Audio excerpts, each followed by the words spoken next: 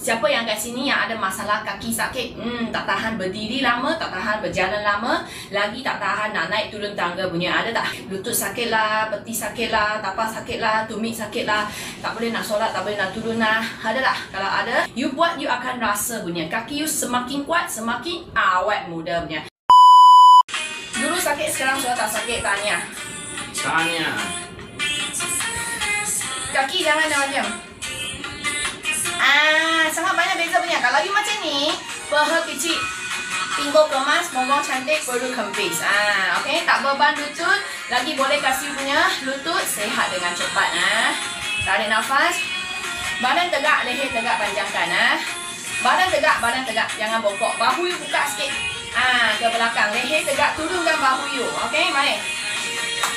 Tangan sekali kalau mampu. Kalau tak mampu, sudah penat, kaki sudah sakit, kalau macam ni, korang letak kat pinggang.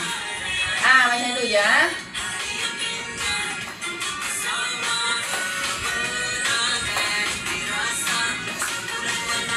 Okey, tangan letak kat pinggang, kaki angkat tumit.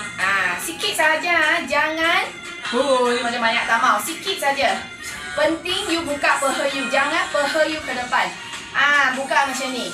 Sikit-sikit buat pun sangat bagus sudah. Betul. Dulu sa, sekarang si. Seksa, sekarang seksi. Buat dulu kawan-kawan. Buat mula-mula memang dia sakit. Kemudian tak ada sakit dan cantik selama-lamanya. Okey, angkat tangan, push ke atas. Jangan tahan nafas. Tarik pakai hidung, hembus pakai mulut.